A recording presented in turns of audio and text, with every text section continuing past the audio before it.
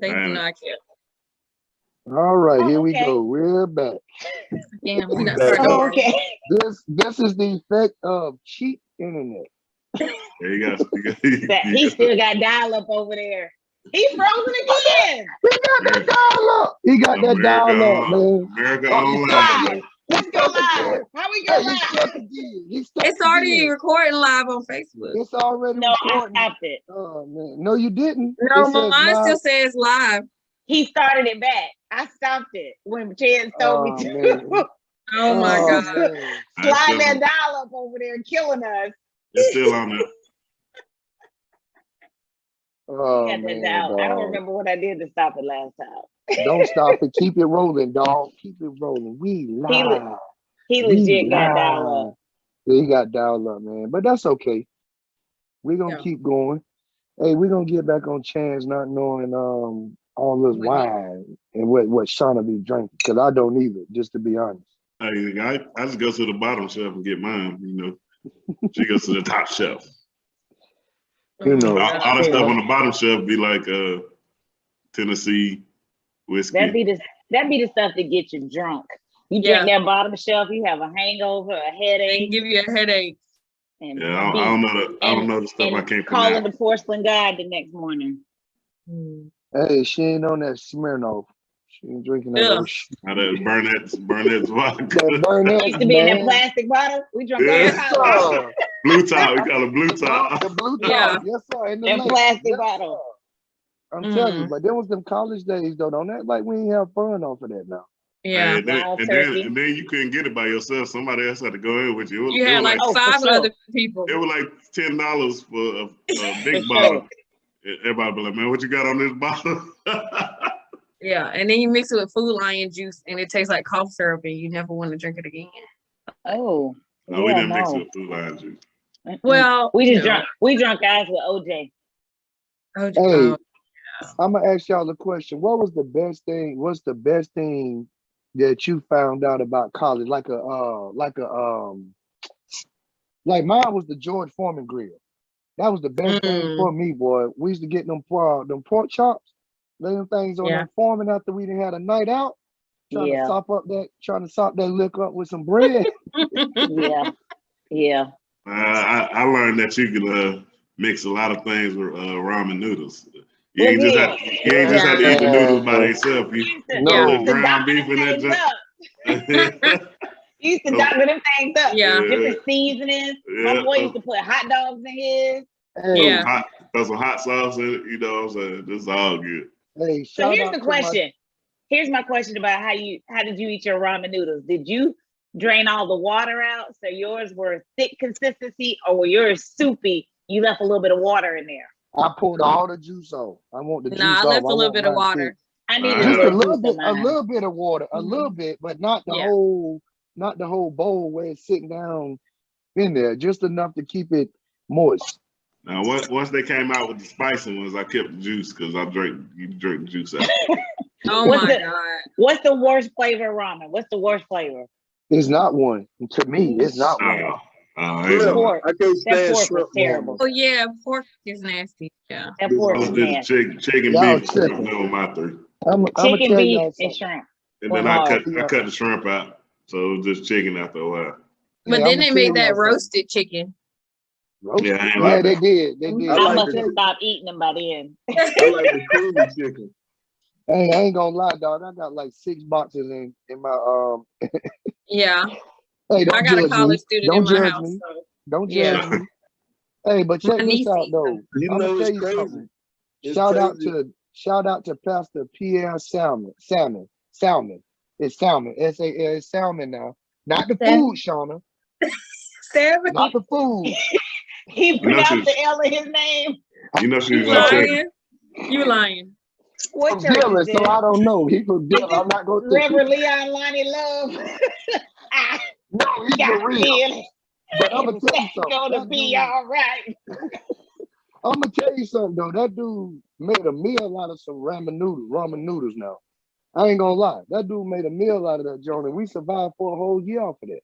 Pastor Salmon. I don't think his name Pierre Salmon. But you know that good college ramen cooking or ramen cooking or whatever. That's that good struggle love, especially if you got a good struggle love relationship, man. It take me back, man. A girl I used to mess with, man. She wanted to cook me a little dinner, and she had the little food stamps or whatever, so she could get out. You know, in college you can get food stamps when you're in college. So she got enough to cook steak. But she ain't had nothing to go with it. So she cooked me some beef noodles to go with the steak. So beef noodles, steak, and string beans. Okay. Okay, she tried. She tried. Look like that steak still stuck around your neck. Hey, I had to give her some good loving. I thought that was a ham hock. Hey, that was way before college. It looked like he got on a turtleneck. I thought it was a turtleneck for a second. Yeah, that's national champion right there. That's national champion. Yes, sir. Yes, sir. Shout out to Don champion. Get that right. The real Carolina, Shyla, I know that's what you're saying. The real Carolina. I didn't say anything actually. You know, Carolina, Shyla a big Tar Heel fan. I am. It's a big Tar Heels fan. So, well, you know, speaking of college, man, a lot going on, man. I can't pull it up right now, but Grambling State out there in Louisiana with Baton Rouge, out there, they just hired a new volleyball coach. New volleyball coach comes in and says, get the stepping, tells everybody on the team, you gone. Get out of here. I ain't re-signing your scholarships. And that's it. She cut the whole team. Now, here goes something a lot of our viewers and a lot of people don't know. When you're a high schooler and you get a scholarship to go to college, they aren't 4-year scholarships. People don't understand that. No one gets a 4-year scholarship. They're all 1-year scholarships and they're all renewable. But it's assumed that your coach is going to renew your scholarship. It's not guaranteed, but most coaches will renew everybody's scholarship because you would set a bad precedent if you're known as the coach who cuts everybody after a year. So, but that's not quite accurate. That's not quite accurate. Several years ago, the NCAA changed legislation and let schools offer multi-year aid. So it's up to the individual school. Some schools leave it up to their respective teams. Some schools will across the board say we only offer 4-year awards. So that changed probably, I don't know, within the last 10 years. It probably has been 5 to 6 years ago. So now some schools do offer 4-year awards. Okay. Well, see, but in this instance, we do on the RIP 28. In this instance, though, my guess is in this instance, Grambling only offers 1-year periods of award. So at the end of every year, then you have the opportunity to renew. And here's the other thing. If they choose not to renew, all the student athletes get the opportunity to appeal that. And the appeal is to a group outside of athletics. Okay. See, we're a wealth of information on the RIP. Thank you for clarifying that. A wealth of information comes from the RIP 28 podcast. Well, you know why this has happened, because all this transfer portal and all that stuff, that's kind of a trickle-down effect, because all these kids can leave.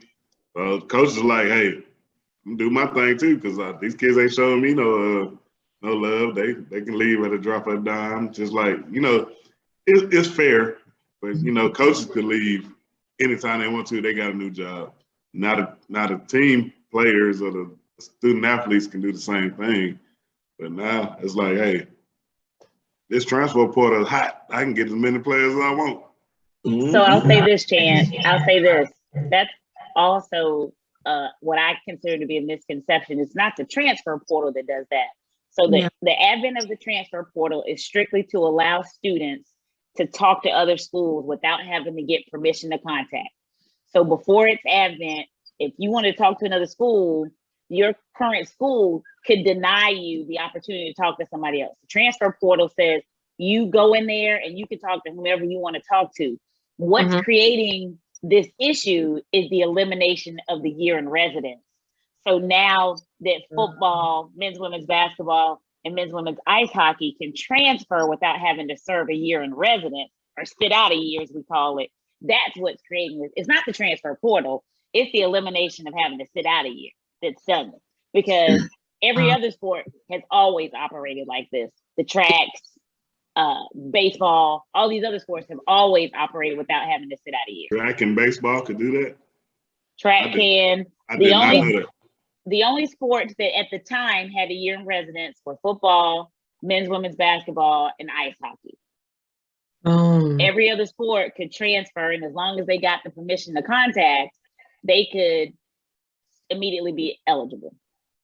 So these kids can get picked up and then play in the fall. Yep, they can leave. Well, here's the other thing about the transfer portal. You have to have your name in by May 1st. So if you don't have your name in by May 1st, then you can't automatically just go somewhere else and compete. Wow. See, I didn't know that part. I thought it was just at any time you could just decide that you wanted to enter the transfer portal. I'm glad you said that. Once again, a wealth of knowledge. So the big confusion, or what held this thing up when they eliminated the year in residence, was that notification date.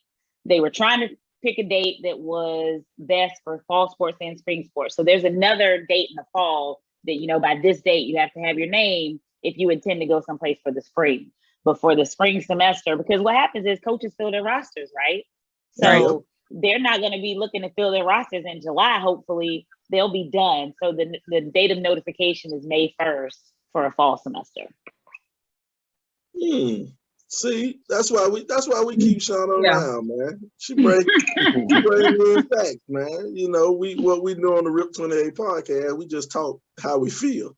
We don't always bring in facts, but Shauna brings in facts. Thank you. So basically, these girls have the opportunity to play somewhere else next year because she's giving them enough time. Here's the tricky part. If they get picked up.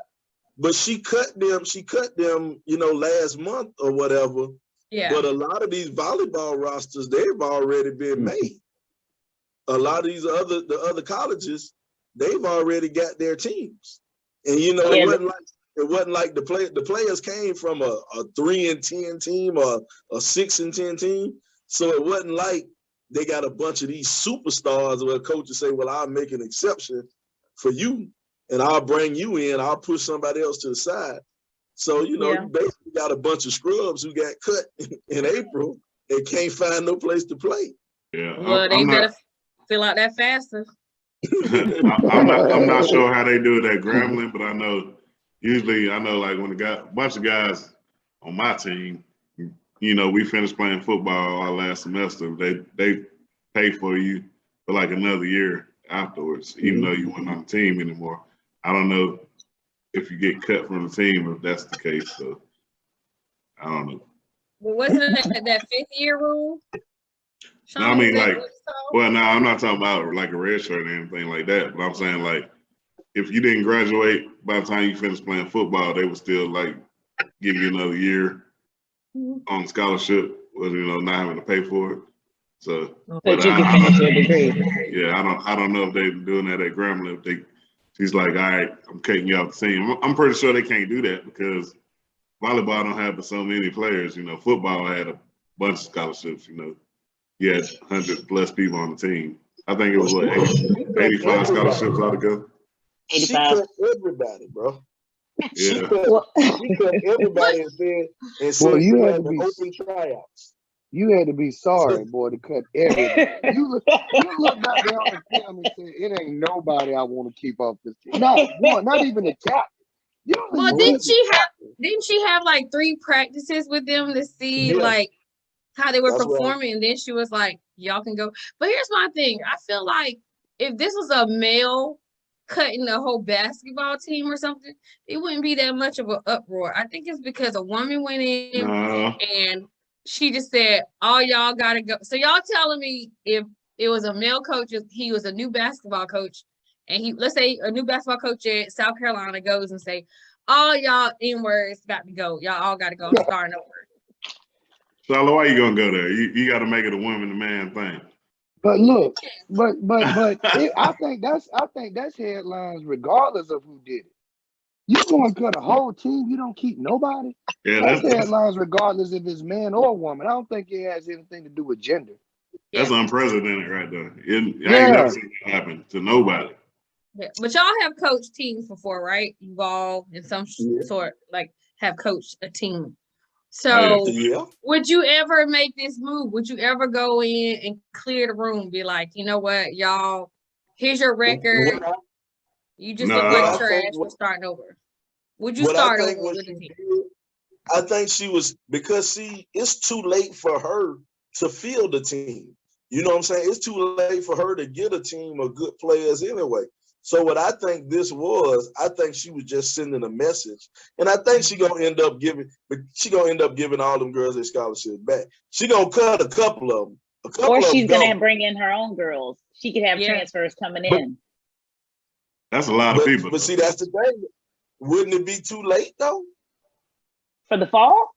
Because volleyball is a fall sport, right? Volleyball is a fall sport. I'm saying volleyball is a fall sport. Yeah. So most of these volleyball teams already got their teams picked. But don't they have to make first portal?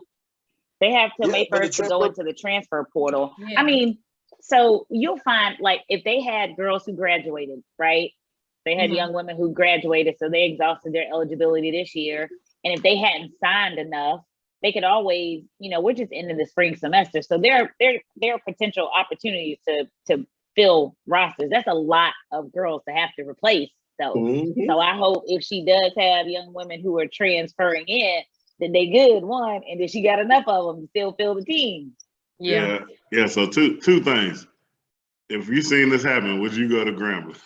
Never. That's one thing. That part. And I can agree. Yeah, I'm not finna go there. Like, she gonna cut me after 1 year. You know what I mean? I mean, because it's not like, I don't think professional volleyball is making millions of dollars and nothing like that. So you go into college because you're good at volleyball, but you're going to get your degree. So if we got to go there, we got to make a difference. So women's basketball, men's basketball is kind of two different things. All right, so you get a scholarship to play women's basketball, right? Y'all feeling me? All right, so you go to the WNBA.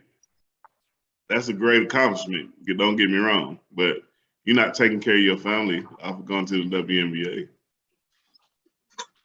How much money do they make? Like say you just somebody, you're a six man on the bench in the WNBA. How much money are you making? The max contract, I know the max contract in the WNBA, I think is $200,000. The max? I'm sure somebody make $1 million. Well, nobody make $1 million in the WNBA. They make $1 million overseas. Yeah, that's how they get their money. Overseas. Yeah, the real money in Russia. So the real goal in college and girls basketball is to get an education because you're gonna need it. I mean, NBA is different because you can go one and done, do whatever you want. You a multi-millionaire, instantly. But girl sports, fair or not, they just don't make enough money because of the TV contracts and how many people watch it, Well, maybe with her not having a full roster, maybe with her not having a full roster, that gives an opportunity to people who missed out on getting picked up to be picked up now. Now she has to do some hell of recruiting, like I guess AAU volleyball or whatever it is, but maybe it'll offer an opportunity for those who would normally have been asked to come to Grambling or got turned down. But this what you miss. But this the part we missing out on. It's April. You saying doing hella recruiting the AAU season? If you a senior, If you're a senior, you've already decided where you're going to school. Yeah, you already know where you're going. If you got ass, I'm talking about the girls that's not. if you don't have a scholarship offer already, it's a reason you don't have a scholarship offer already. Well, hell, the girls she had on her roster weren't that great either. So maybe that's your time to shine. I'm not taking up for her. I think this is really fucked up. And if it was my kid, I probably would go meet her in her office with these hands or a gun or something. However, we gotta have a gun salad. You gonna shoot her? Because I ain't got no money to pay for my child to go to school, you know? Like if this was my niece goes to Winston-Salem State. Mind you, she's tall and uncoordinated. But if she was on the volleyball team at State and her coach was like, this is it, and she's a sophomore, I would have a real problem with that. And you could say, I know her admin and stuff backed her up, but like, what you gonna do about it? You can't. But here's the thing, I told you. You gonna go off on them? I'm going to the Winston with my 9. I mean, that's gonna get a scholarship back. No, they ain't gonna get it back. And you Gonna going make to you feel jail. better though. the coach has the autonomy to determine who's gonna be on their team. So why are you mad that the coach has decided that your child ain't good enough to be on this team? Now it sucks, yes. Yeah. But she gets to make her team. And if she says y'all aren't good enough, like it's tough to be mad at that. You don't like it, but it's tough to be mad at it. I'm just taking this as a child, a person who has no kids. So I get where she's coming from, because I don't believe in participation trophies and none of that stuff. So if she wants to win the team and they not winning, she might have to create it. I know it's caused a lot of confusion. And as a non-athlete, as a non-college athlete, I have seen at all levels kids get kicked off the team for various reasons. So I get it. I can't imagine, like, as a person who struggled to pay for college and she's still paying for them, I can't imagine, like, even though it is renewable, I can't imagine, like, just knowing that next year I got to figure out how to pay for school. I just think her timing is bad. I don't particularly care about the kids being mad, because hell, they wasn't that good. That's why they got cut. I think if she would have go ahead and she would have suffered with these girls she got 1 year, through this season, and then after the very last game of next year, if she would have did the same thing, I wouldn't be mad at all. But check this out. How much responsibility does these girls have to work on their craft to be better? If you know you got a 1 year scholarship, guess what? You need to perform at a high level so you get renewed. I just feel like we give these athletes too much, and we're all former athletes, but you got to earn it, man. Ain't nothing given to you. You got to earn it. You can't rest. Yes, you were. You were a great cheerleader. Oh, thank you. That's a long time. But I think the thing that the other side of the argument, though, is that for a lot of young people, athletics is their gateway to college. And what I hate to see is, I get it, you're not good enough to compete athletically, but for some of these young women, they may not have an opportunity to continue the education. And I think that that's the argument that the people who are adamantly against this put forward. This was their gateway to college, and now you can't have that. But the other side is competing in athletics. Competing in athletics is a privilege. It's not a right. It is. It is. Stop giving all these participation trophies. Stop letting everybody compete, man. At a certain time, you got to cut it off. Like, you don't get to play. You don't get to play if you ain't good enough. That's just what it is. Yeah. And I mean, maybe I hope that she doesn't have to, like, tuck her tail and go back and be like, hey, y'all want to be back on this team, because she can't get enough players by May 1st. Like April 31st, she might be like, I made a mistake, come back. Because you got to fill a roster. You can't play. Well, I don't think she has to fill a roster by May 1st. I think May 1st is just the date. Yeah, that's just the date where the kids have to get in the transfer. They have to make their intent. Okay. So she has time to be like, y'all, I'm playing, come back. Well, no. You say they're gonna come back? Who gonna come back after that? To be honest with you, as somebody who knows the cost of college. And like you said, Sean, it's a lot of these kids are the first generation kids. Like that might be their only choice to continue their studies. Like, yeah, you might be mad, but you like, I don't have, as somebody who was gonna go to Grambling is very expensive. So I might be like, I'm gonna go back, but I'm gonna give what I gotta give to stay on this team. So I mean, maybe. I don't like it, but I'm going.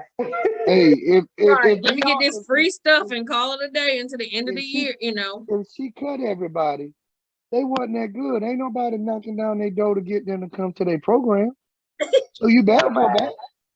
Would you go back? Would you go back? I think if that was it, if that was the only school I had looking at me, and I knew my parents are in a situation to where they can't afford college, yes, ma'am, I'm gonna go back. Just think how much pressure that coach put on herself, though. Like, okay, you cut everybody on the team.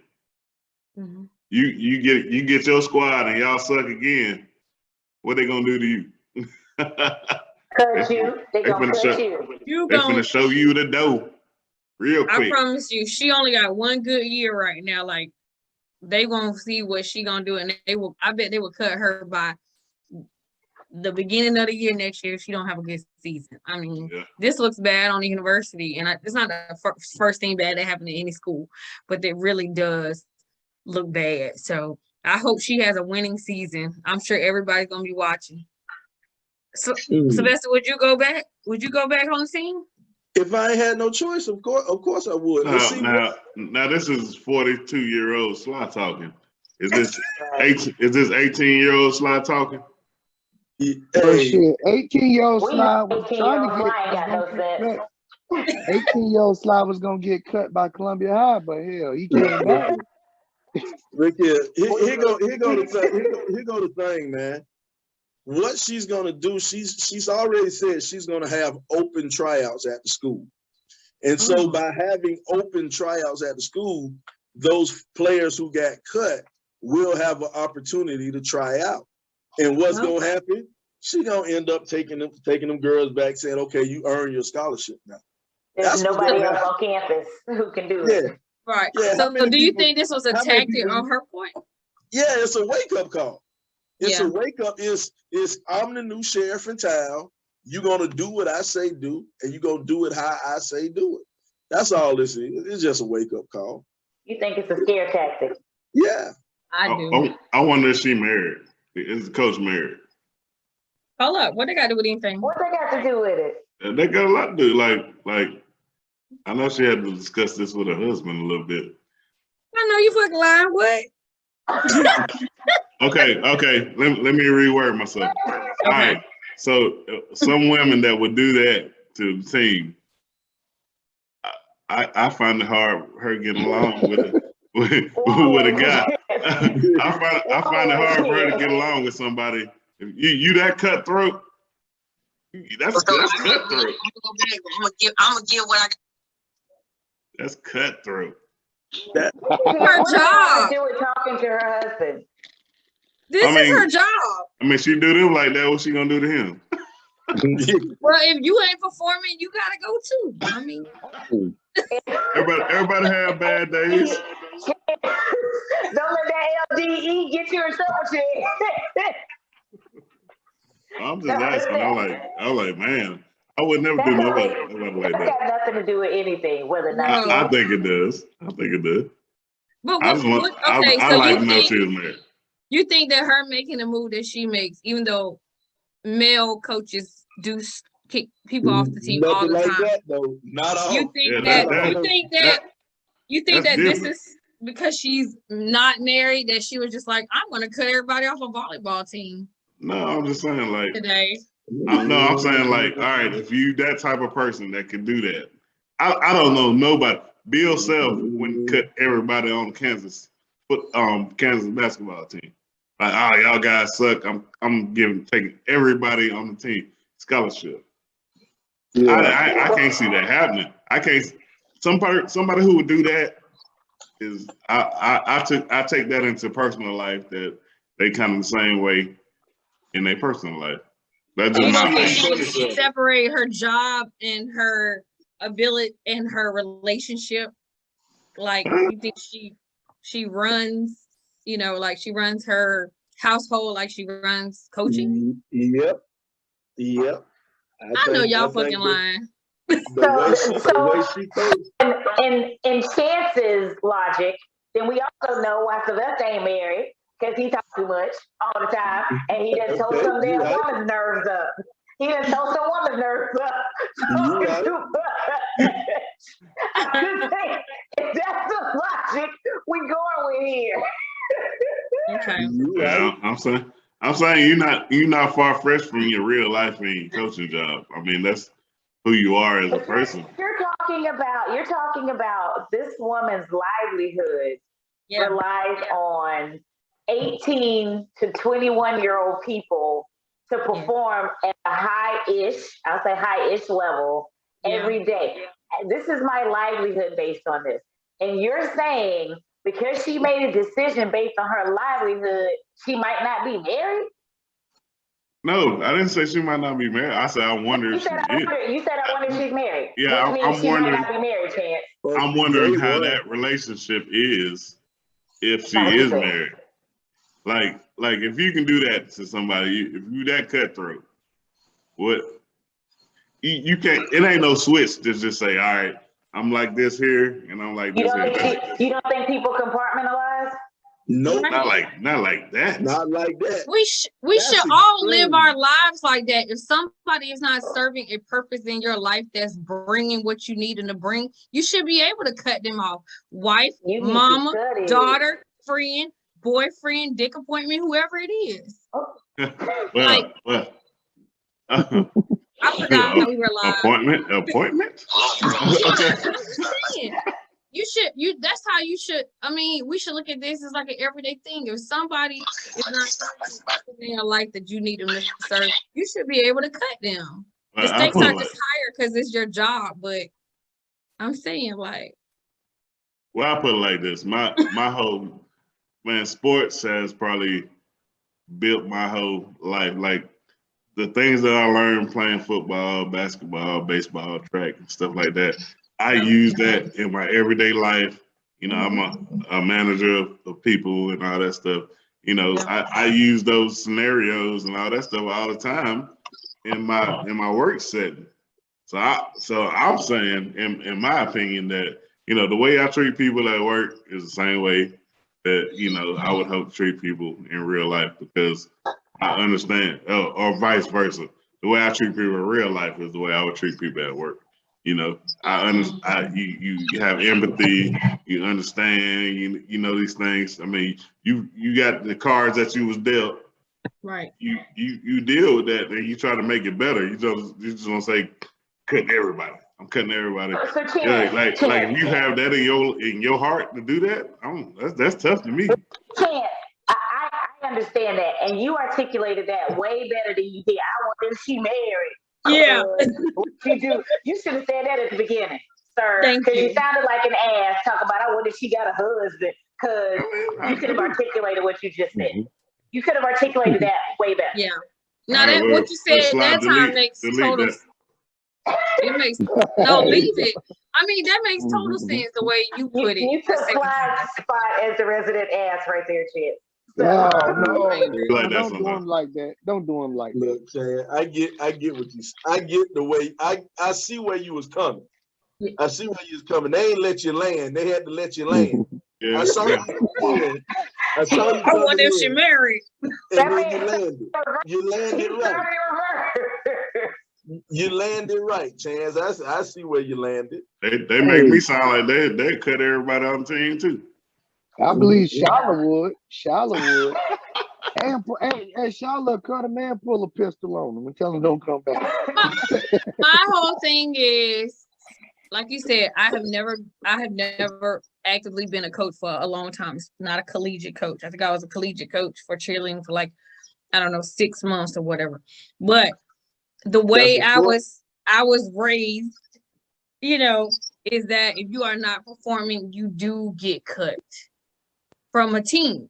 Y'all know that if you're college athletes, if you were not performing, you weren't going to class, you are getting arrested for everything, your coach he cut you, right? Like you get cut. If you weren't performing on the field, what would happen at the end of the season? He bring you in the office and be like, it's not working. All right, think about this though. Volleyball is a team sport. Everybody can't perform as well unless other players are performing well also. So you gotta have somebody who can dig the ball out the ground. You gotta have somebody set it up for you. You gotta have somebody spike the ball. You know what I'm saying? So you might have the best spiker on the team, but the person setting them up, throwing them bad passes or whatever all the time. So you said they had 3 days of practice. How are you gonna know that? So I'm just gonna cut everybody. I don't even care. And I think y'all are going to the point. Y'all going to the point where y'all saying, all right, because this is a women coach, y'all taking up for this women coach. I'm saying, I don't care if it's a woman or man or nothing. Nobody took up for her. Y'all said that at the beginning. We called you on some BS statement that you made. You made. Took up for her. Nah, y'all did say something. Shylaaaaaaaaaaa, you said if this was a man, would you be saying the same thing? And I'm like, yes, we would, because this is unprecedented. This has never happened that somebody cut a whole team. It ain't got nothing to do with men or women. Nothing to do with Next. Next story. But no, it ain't got nothing to do with that. I'm just saying. 2 hours later. Yeah. Well, check this, man. Check this. Since Shauna's screaming next, man. We are talking about sports, man. Something went on in Portland. They had a young man. Who has the article, man? Because I can't pull the article up because I can't pull it up. But from what I'm hearing, a young man killed or is allegedly accused of killing his girlfriend, who was pregnant with his baby mama. He was a running back at Portland State, and he killed his baby mama. And so now the thing is, why did he kill her? Did he kill her because she was cheating on her, she dumped him, or whatever? But dudes and their egos, man, it's a little fragile, man. Brothers can't handle rejection anymore. In a whole different world. You got the story, Shauna? Yeah. Break down the story. I think I was just talking completely wrong. I got it. So a football player at Portland State was accused of killing his girlfriend. They say girlfriend, could have been a former girlfriend. We know that every time they list these articles, they say girlfriend. You never really know if it's a legitimate relationship or a relationship with benefits. So this young man was charged with killing this 19-year-old girl. And he's, of course, well, I don't want to say of course, but he's pleaded not guilty. And this just happened over the weekend. She was 19 and the young man is this how it is? Yeah, I think he's 20. Yeah, he's 20. Mm-hmm. So they found her near the campus, found her body near the campus, and then the autopsy said she was killed by a gunshot. But you hear a lot about this lately. When it comes to dudes and getting violent over their woman, or if a woman rejects a guy. Guys don't know how to handle it, and then they get the beating up on the woman because she rejected them and stuff like that, man. Are dudes too sensitive nowadays, man?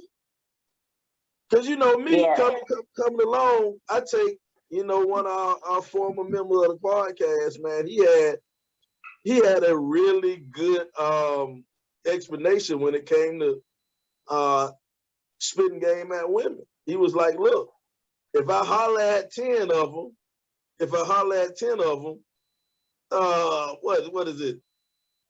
5 of them might tell me to go to hell. Or 5 of them might say no, thank you. 2 might say go to hell. 1 might say, hey, how you doing? But the last 2 might go ahead and give me the number. So I'm playing the averages, huh? I'm playing the averages, man. You know what I'm saying? So I don't understand why dudes nowadays, man, they can't They can't play the averages. Like people want to fight over the women. I tell people, I tell every woman I mess with, I ain't gonna fight traffic for you, much less fight somebody else. So you better get that understanding good. But a lot of these young guys. Go ahead, Brian, you got it. No, you ladies first. I was going to answer his question in that, yes, I do think that the male ego is fragile. And I think we could pull up article after article of instances where men have hurt, beaten, killed women because they rejected them. You know, I think even off the top of my head, the young woman who was in Harlem going to the liquor store, the dude said, can I buy you a bottle? And she was like, no, thank you. Thank you. And he beat this woman to a pulp. So I think that somewhere we've lost teaching men how to handle that rejection. And they can't handle it, and it is presented in violence. I think that we can pull up article after article of women who were killed because for whatever reason, they turned some man down or they ended a relationship, right? If I can't have you, no one else can have you. So yes, I do think I'm not using a broad brush to paint all men, but I definitely think that we can find instances where the male ego has been fragile enough to hurt women from being protected. Yep. That's so unfortunate, man. I just think people do things in public and they can't handle rejection in front of their peers. I think it's such a big thing to impress those around you that when somebody tell you no or the female tell you no, now she got to be a bitch. She got to be you whore. I didn't want to talk to you anyway. You ain't nothing. And I just think people are not able to handle rejection in front of people because now it makes you look a certain way. Yeah. You know, LeBron, I have so many times been intentional about how I don't even want to say dismiss, but how I decline advances for men, especially if they might be with other men. You know, I try to hit them with I'm good, but I appreciate it though. Or I got a man, thank you though. I appreciate that. I'll make sure, because I don't want to die for turning down or letting some man know that I'm not interested. And it's a shame that we have to do that dance.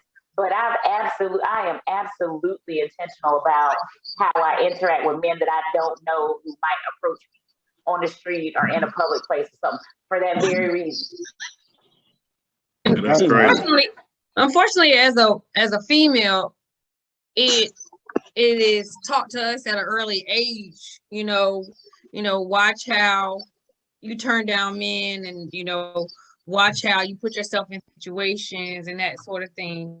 When a man says, why don't you smile more, or you ain't gonna speak, or can I buy you this, can I buy you that? We've been taught at a young age how to try to respond to it without getting a negative response. Even my niece, when it's time for her to go to college, there are things like that I've been telling her since she was in middle school, like, you might go to a party and they do want to buy you a drink. You can say, no, thank you, but make sure you're not by yourself, because the thing about it is, like, there's a history and a long list of what happens when you say no. And my issue is that we don't know where it starts. We talked about participation trophies a while ago. And I'm not saying it's the millennial generation or the ones after us or whatever, X, Y, Z, whatever it is. But that kind of sets the tone to them. Like, nobody has ever told them that it's okay if somebody tells you no. Like, it's not an entitlement. If I say, hey, Shauna, if I'm a male and I say, I want to take you out to dinner, you're like, no, thank you, I got a boyfriend. That should be it. It shouldn't be like A, B, I ain't gonna take you out to dinner anyway. And there are instances where even the smallest no thank you, like, trigger people. And I think it's because they already have mental health issues and they don't know how to handle it, or somebody's never told them no. And you don't know when they're snapped. I mean, I'm sure some of us don't know how people that we interact with will snap when somebody actually tells them no to anything, Well, So better not tell me no, because I'm just playing. That's why me. I'm about to say, Brian, you got plenty of practice. But I got out of 10, I got 2 of them. Out of 10, I got 2.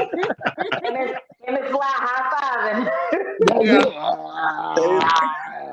Hey, look here. But it's interesting though, because like me being single and out here, you know, in navigating the dating world, you know, that's why I have to tell so many women yes, because I'd be worried about them, you know, coming back trying to kill me or something for saying no. So I'd be telling these women, and they be using my body, you know what I'm saying? How they gonna kill you, Sly?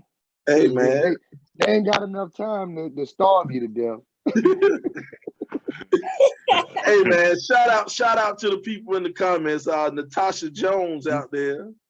That man a legend in his own mind. Norcia out there. Who else? Am said, "Hey, who Am cousin?"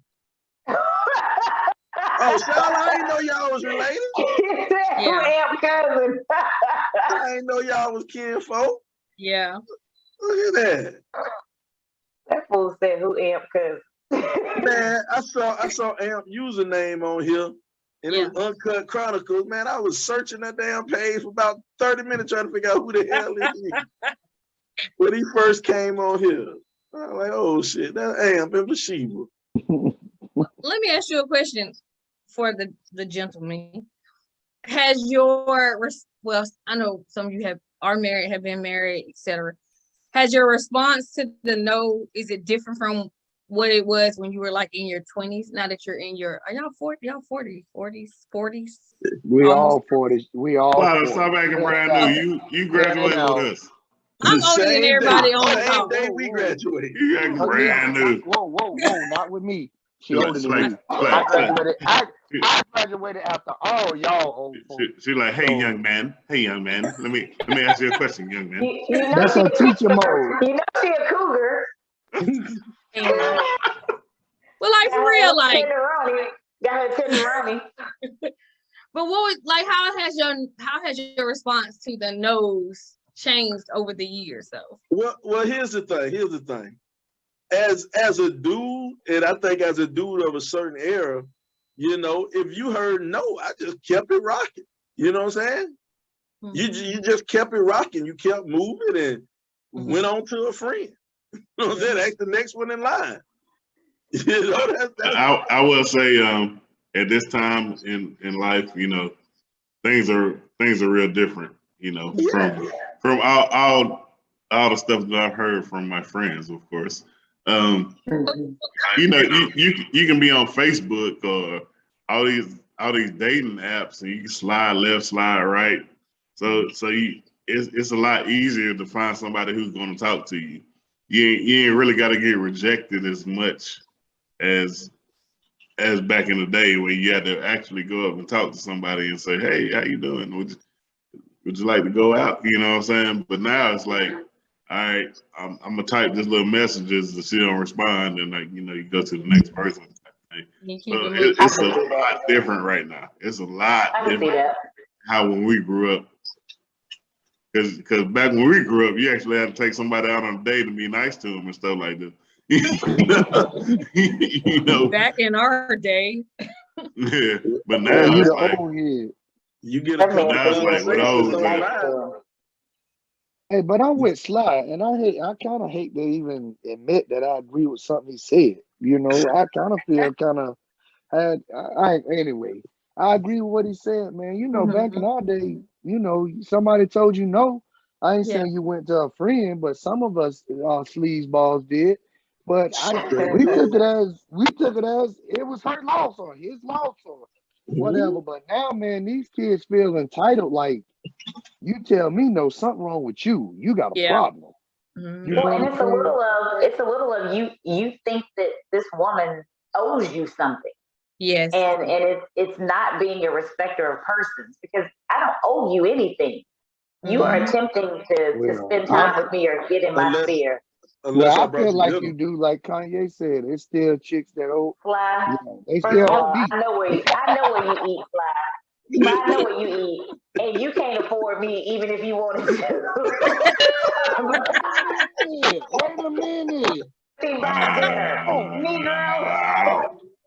Oh. Hey, Shauna, we can tell by your wine we can't afford you. You ain't gotta talk to us like that. Whatever. You gotta talk to nobody like that. That's specific to Sly. That is not specific to anyone else. That's Sly. Dude, she like all the other broke dudes holler at me. Just not Sly. Nope. I ain't look here. Hey, wait, I'll tell you, what's wrong with I ain't about to fight traffic for you, and all I'm gonna pay is a little bit of attention. So hey, that's all I got. LeBron, ain't nothing wrong with broke dudes, but it's like crack. I ain't got to try to know it ain't for me. Hey, well, you could look at Sly Turner and tell you a broke dude. That's a good one, right there. You can look at this Turner and tell he been wearing that since Columbia High. Look at here. Look here. When I was broke, it was worth it. Ask all the women who messed with me when I was broke. When I was broke, I was slinging it real good. When I had that broke nigga. Well, hold on a minute. I was vicious when I was broke. Hey, when I had that's all you had to give then? That's all I had, Shyla. I was laying it down for a place to stay, Shyla. You just got a place to stay. I had to bring it all. That's a shame. Sly was like Babyface. I cook your dinner too. Hey, look at him. Soon as I get home from work. Now that I done got me some money, I done get lazy now. I lay back on them now. I got a little bit of money. Yeah. Hey, Sly, you say I ain't in no rush. Hey, Sly, right now, I look at him, I beat you.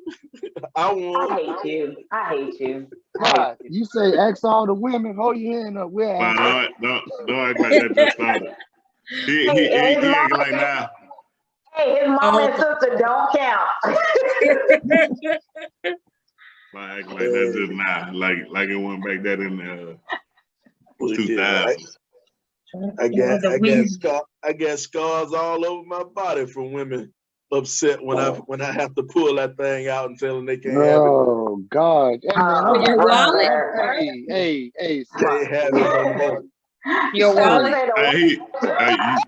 So you're proud of that, huh?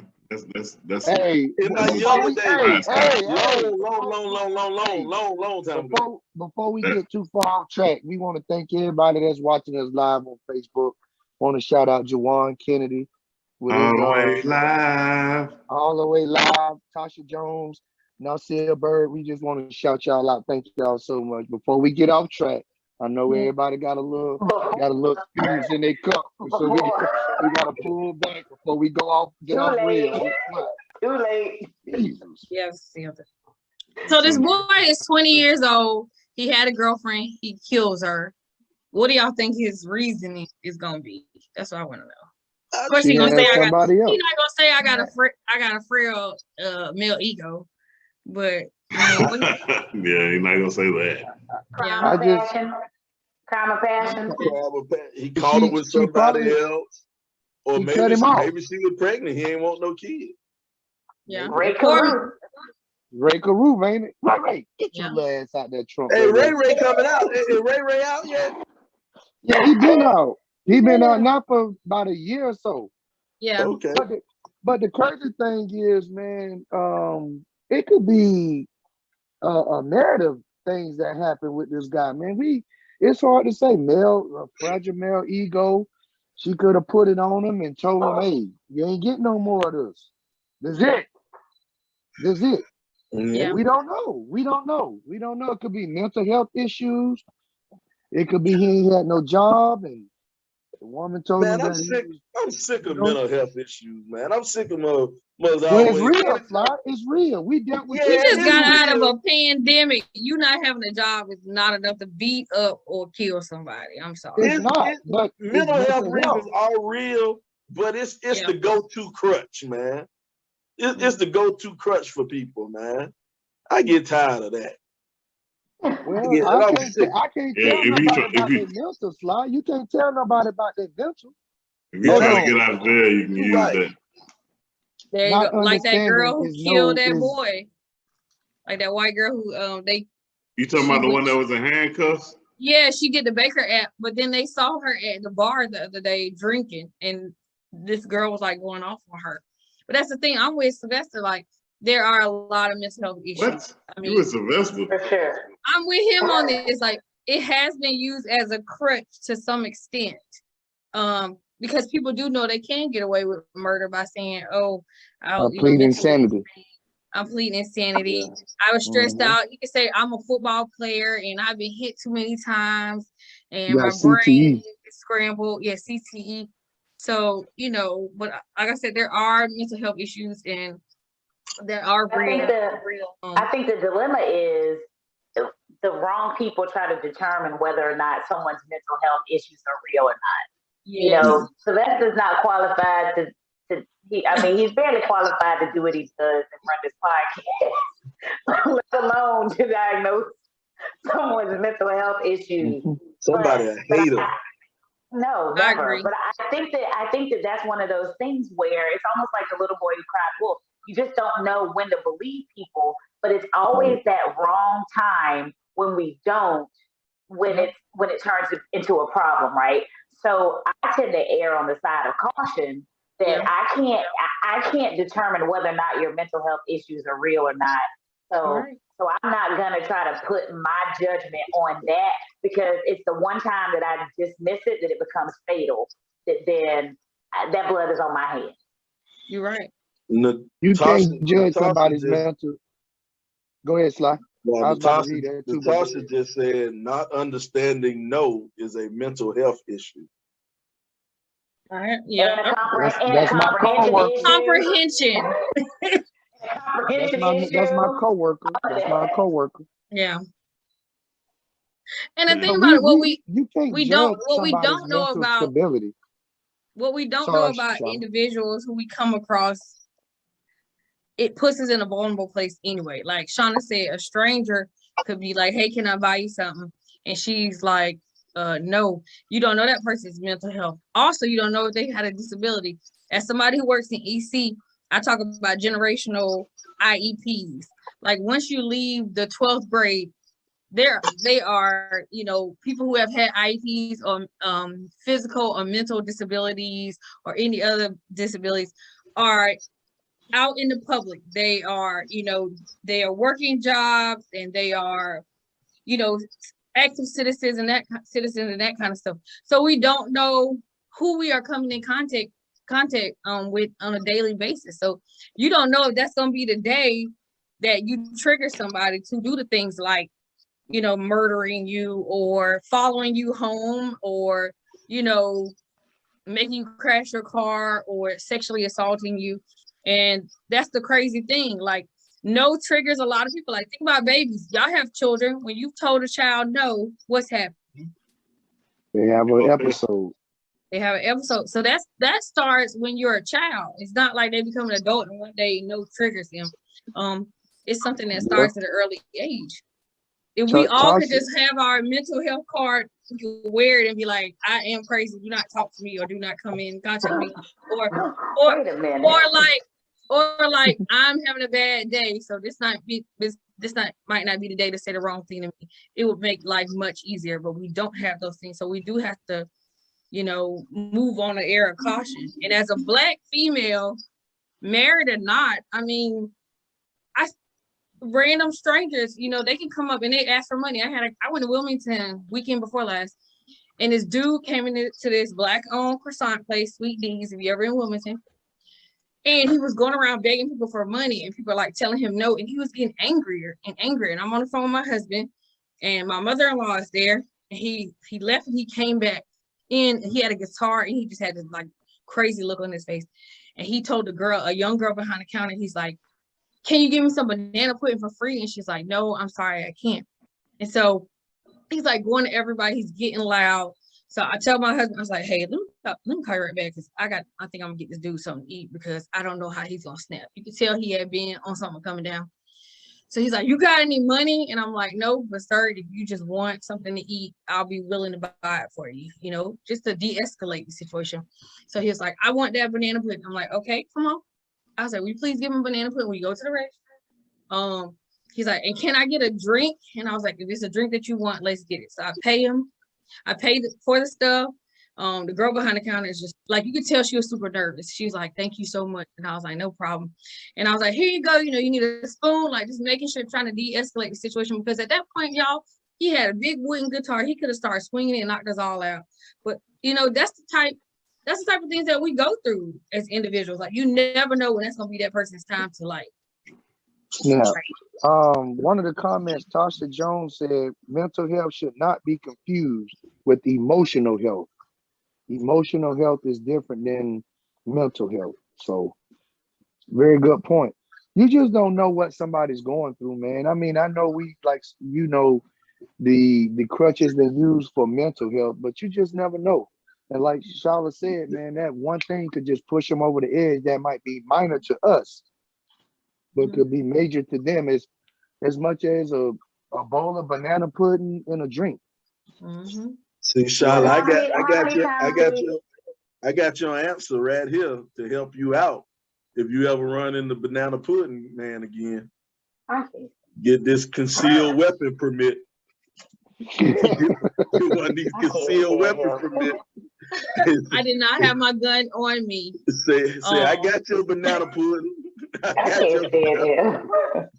But seriously, mental health is not to be joked about. And I think the other thing we have to take into consideration is, LeBron mentioned this and said, you know, we don't know what people are going through. How many instances have we seen where people who present to be normal, happy, living the best life, and then they take their own life? Like, there is something there that for those people wasn't what we thought it was, whether that was some emotional stuff or some mental stuff. So we can't ever make assumptions about what we know about people, because that's when we get ourselves into trouble. Well, check this, man. We doing a lot, man, on this topic right here, man. We want to take it down just a little bit. We want to take it down a little bit. You know, one thing on this podcast, what we like to do, we like to give a Samuel L. Jackson appreciation moment. You know, who I believe is the greatest actor of all time. Chance disagrees with me. No, I love Samuel. Maybe LeBron disagreed with me. Samuel I believe Samuel L. Jackson is the greatest actor of all time. And what we like to do, man, we like to highlight one of his movies. Because, you know, he's done a million movies. So we highlight one of his movies and one of the characters from his movie. And this week, we're picking up the Django. The Django. It's Django, man. The Django. How many of y'all seen Django? Who all seen Django? Who ain't seen Django? Who ain't seen Django is the question. Yeah. So what was his character name in the movie? Steven? I think it was Sylvester. Oh shit! You know it wasn't Sylvester. You know that wasn't Sylvester. Look, Sylvester definitely would have been in the field. I wouldn't have been in the house. You know good well. Hey, Samuel was dark skinned too. Yeah, I don't have that temperament. I couldn't be him. But check this out though, man. Steven, you know, we do a character breakdown on Steven. You know, a lot of people say he's one of the greatest villains of all time, man. How y'all feel about him being on that great villain of all time list, man? Just most despicable person you ever seen, Steven. And the way that he played that role, man, I think, you know, with the makeup and everything, you know, at first I didn't even know it was him, to be honest with you. I didn't know it was Samuel L. Jackson. Come on, know that was him. Cause I ain't see like any previews or nothing before I saw the movie. Nah, everybody knew that was Samuel L. Jackson. Nah, man, I thought. Well, look at the size of his glasses. I don't know if he knew. Well, you know, he played the part to a T, but I mean that to me was like, you know, it's not a 100% true story, but I guarantee you that it was dudes out there ready and willing to do exactly how he was. You know what I mean? So I mean, it just is what it is. Shown us history has shown us that all skin folk ain't kinfolk. And Right. we can go back and identify plenty of people who, for whatever reason they have not been down for the cause, for lack of a better term, and who have sided with their captors, right? Yeah. Yep. Yeah. So, I mean, I don't know if he had like a family or whatever that, you know, he was like, all right, I'm taking care of my family. Just the way I'm gonna do it. I don't care what all these other folks say, type thing. It didn't seem like that. It seemed like he was, you know, just on his own. Like he was just a resident snitch, you know. but I mean, you know, I can see somebody saying, all right, you know, we got in this situation. I'm gonna make the best out of it. So I'm gonna do whatever. Just do the master say that, you know, to have my family straight, and I don't care about everybody else. I can see that happening. But also one of those people where like I'm taking care of this family, and here I'm this. But if he'd have left that plantation, he'd have been just another I know. slave and another Negro, and he'd have been dead. So it's like I am insulated in this bubble, and I'm running this plantation. I got these Negroes stepping and fetching for me, but that's because I'm here where I know. And if I go outside, they gonna kill me and shackle me up. Mm-hmm. So once he make that decision to do that, he know that he got to be all in. You know, right? it ain't no turning back. You know, so he did what he had to do. But I mean, it was a real buster move on him. But I mean, once you make that decision, you can't turn back. All in. He definitely got what he deserved. Yeah, definitely. Oh, sure. Man, but you know it's a good actor when you hate the person who plays the role. Like when you saw Samuel L. Jackson after that, you're like, I can't stand this. You old sucker. Right. Kind of like you did Danny Glover after The Color Purple. I can't stand that man. Yeah. What's my mom? Mr. was just misunderstood, man. Really? He was just misunderstood, man. Mr. was evil. Negro, please. I'm about to shave Mr. Oh well. I just want to know why nobody ever thought like the way they basically casted his dad. Like that was supposed to be his dad. Like you talking about Adolph Caesar and The Color Purple? Yeah. Like how is that supposed to be Mr.'s dad? Like okay, I'm totally off. Way off. Look, nothing like that. I'm still shocked that Sylvester said he did not know that was Samuel L. Jackson, because those beaming eyes will give it away. Like even Stevie Wonder could tell that was Samuel L. Jackson. I didn't know when he first came on the screen. You know, I didn't know, but after, you know, when you start watching the movie and you get into the movie, you can be like, oh yeah, that's Samuel L. Jackson. But when he first popped on the screen, that was good makeup, man. I didn't know it was him. Hey, Charlie, you know Stevie Wonder really ain't blind. I've seen him step over. I've seen him step over a court. Don't do this, y'all. Don't do this. I agree with you, Chance. Ray Charles was blind. Not on this 11th day of our Lord in the year 2022. Y'all not gonna do this to Steve Lynch Wonder. Chance, I agree. I saw him step over a court on the stage one time. Nobody was Shut up, Shyla. Shut up, Shyla. Hey, about 2 years from now, Steve gonna be like, gotcha. Y'all ain't right. Y'all not gonna do this to Steve. I'm sorry. Yeah, but we might need to do a Stevie Wonder appreciation moment, man, because you know how talented this brother was.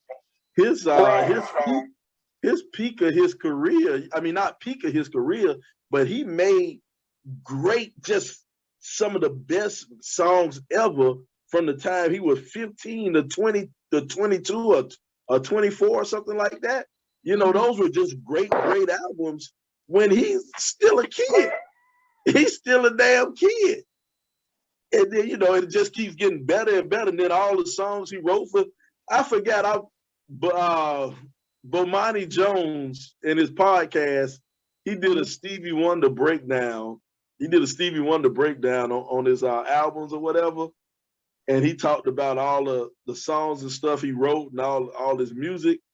And he wrote, what's the song for not Lionel Richie, the other light-skinned dude the light-skinned dude from Smokey. Smokey Robinson. Yeah, he wrote a song for Smokey that he wrote, and he was like, yeah, let me just throw. He was like, I don't particularly care about this, and it was one of Smokey's biggest hits too. I can't think of what the song was. It was on the tip. That would be a good segment to do songs written by other people. Oh. That were hits for the people who performed them. But you know, okay, like R. Kelly. We'd have to do R. Kelly. Yeah. We'd have to do R. Kelly, and you know how the world feel about chaos. Yeah. The world feel funny about chaos, so we'd have a problem with that.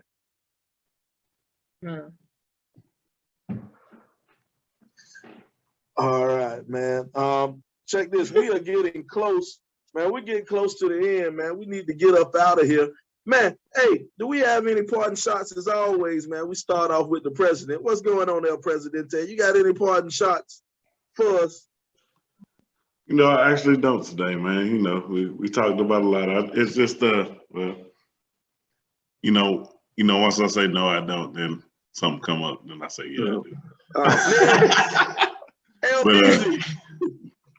No. Hold on. I'm just saying, you know, hey, you always got to just look at people as individuals. Like all the time, you know, a lot of stuff we talk about, we kind of generalize people all the time and say, all right, this is like we talked about the male ego. Yeah, it's the male ego. You know, women got the egos too. Different type of people got different type of situations all the time, man. So my thing is you got to take it as individual people. You can't just say all men is like this, all women like this. You know what I'm saying? You just got to get to know people. You know what I'm saying?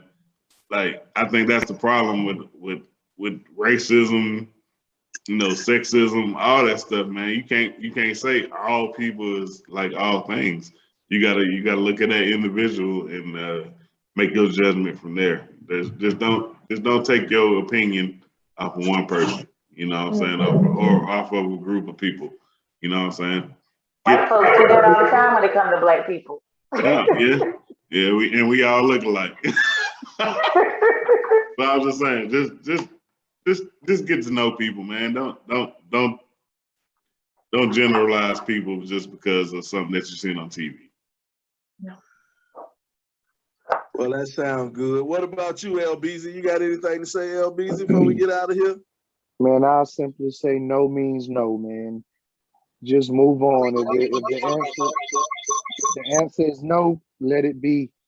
Find something else or find someone that's for you. It's somebody out there for everybody, man. So don't take a permanent solution to a temporary problem, man. So just no means no, and let everybody have fun. So if you don't, too bad. I'm on spring break.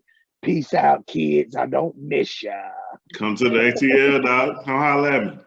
Hey, don't put my business in the street like that. I said, come on, keep it. Everybody don't need to know where I'm gonna be at. What about you, Cobb? You got any parting shots, Cobb, before we get out of here? You know, I say this every time y'all give me the opportunity to join you all. Make sure you love on your people. Life is short. We're not promised tomorrow, and life comes at you fast. You just never know what will happen, you know, even in the next hour. So make sure your people that you love know how much you love them and know how much they need you, because that's what's important. Oh man, you're right. That is what's important. Shylaaaaaaaaaaa, our famous guest, our esteemed guest. Do you have any parting shots you want to say before we get out of here, Shylaaaaaaaaa? I just want to say thank you for letting me even do this. I've been nervous about it for like 24 hours. But y'all have something that's really good going on here. And I'm really proud of everybody on this podcast. I know some of y'all haven't seen in 20 plus years. And like Shauna said, life is too short. We have lost a lot of classmates, parents, friends, etc. And I'm just glad that the people that I knew, you know, and I just always knew that y'all would be great and y'all would do good things. So just keep doing it. I am super proud of y'all. And also, like Shauna said, love on your people. If you see something, say something. Because you just never know what people are going through. And COVID has basically opened the door to a lot of issues and things that people are going through. So yeah. Shauna, say a prayer for us, because you know we crazy. Well, but you can pray for yourself too. I mean, I do that. Everybody prayers don't make it to heaven. I don't know if mine might not make it all the way up. Mine might get stuck somewhere. So you pray for it. Prayers be bouncing off the ceiling back on his head. Come on now. Somebody speak for me now. Speak for me. I got y'all. We'll stand in the gap for you, Brian. We'll stand in the gap. I got you. All right, man. It's been another great episode of the RIP 28 podcast, man. This is a podcast where a few friends get together and we talk about a few things. Now, some of those things you might like, some of those things you might not like, but we keep on talking about them on the RIP 28 podcast. Before we get out of here, I want to let you guys know some news just came down from Dr. Fauci. A blowjob a week can lower a man's risk of heart disease. So don't be stingy, girls. Save the life. We're out. See you next week on the RIP 28 Fauci? That's from Fauci. That's from Fauci. No means no, Sly.